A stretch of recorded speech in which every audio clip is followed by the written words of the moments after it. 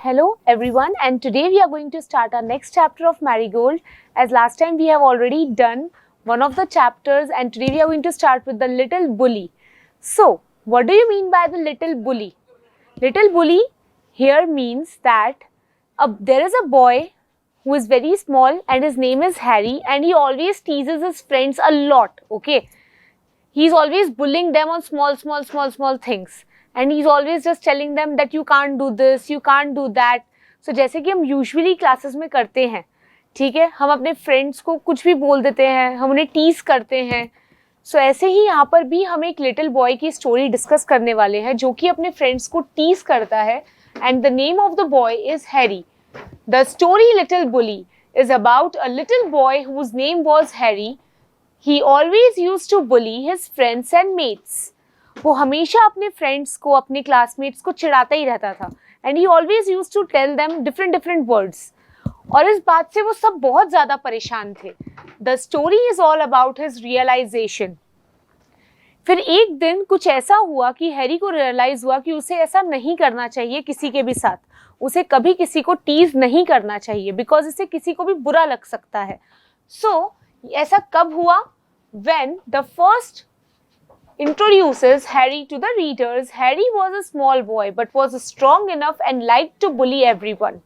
Harry दिखने में छोटा लड़का था but वो बहुत ही ज़्यादा strong था और उसे सबको ही परेशान करना बहुत अच्छा लगता था. He always pinched his classmates till it turned into bruise. Another thing that he did was prick his friends with a pin. Now, वो अपने क्लासमेट्स को तब तक परेशान करता था जब तक वो पूरी तरह से परेशान नहीं हो जाते थे. या फिर वो जैसे हम पेंसिल हाथ में लेकर अपने क्लासमेट्स को यूँ परेशान करते, like we always use to pinch them, right? वैसे ही उसके पास में एक पिन हुआ करती थी. वो तब तक उन्हें परेशान करता था जब तक उसे क्लासमेट्स रो नहीं देते थे, ठीक है? Now, that's the reason why all children hated him. क्योंकि वो ऐसी सब हरकतें करता था, वो हमेशा सबसे बातें करता रहता था, क्लास में खूब मस्ती करता था, इसलिए उसे कोई पसंद नहीं करता था.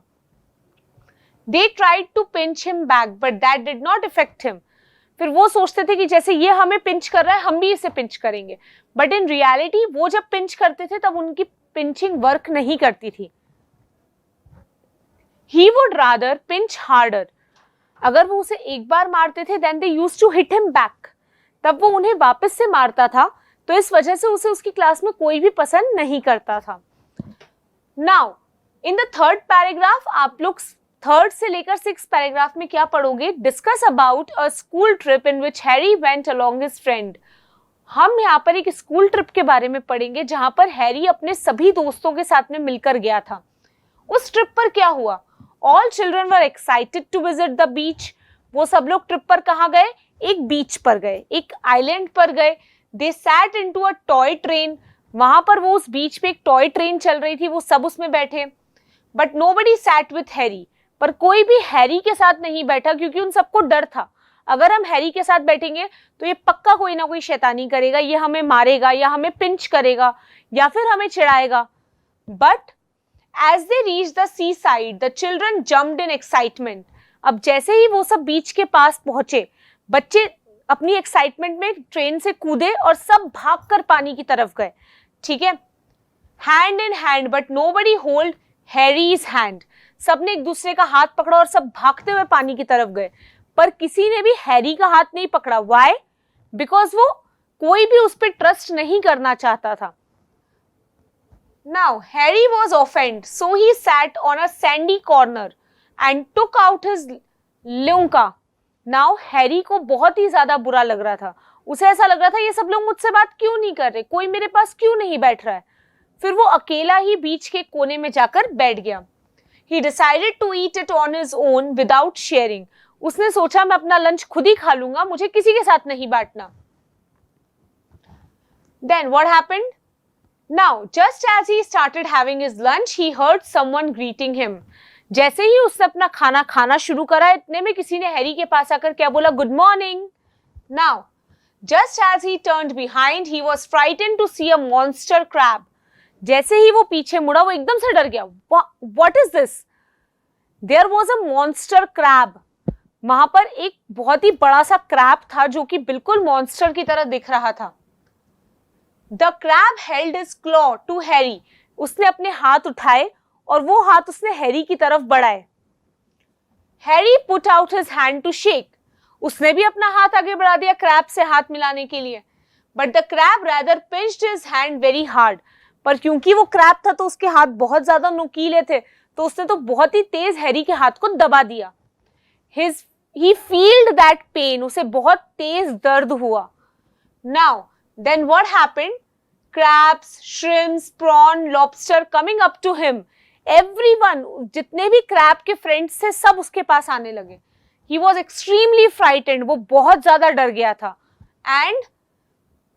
And shocked to notice that those creatures even pinched him extremely hard till his hand was bruised.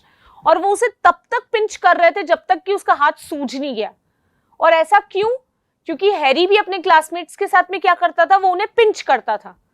तो इसके लिए वो जितने भी क्रिएचर्स थे, क्रैब्स थे, वो सब भी मिलकर हैरी को पिंच कर रहे थे. Okay, now the creatures then questioned Harry. फिर उन सब ने हैरी से पूछा, if he liked their attitude, क्या उसे अच्छा लगा जब उन सब ने मिलकर उसे पिंच करा? Their attitude, they addressed Harry as a champion pincher and pricker. क्योंकि उन्होंने कहा कि तुम तो अपने आप को चैंपियन समझते हो, you are pinching each and every of your classmate, तुम तो सबको चिमटी खोड़ते हो. Then asked him to join them. उन्होंने कहा एक काम करो, तुम हमारे साथ में चलो, हम भी बहुत अच्छे से पिंच करते हैं. Harry left to his feet and his lunch fell down. गलती से हैरी पीछे हटा और उसका खाना नीचे गिर गया. The crabs ran to his lunch. वो सब उसके खाने की तरफ भागे. And forgot about him. और उसके बारे में भूल गए.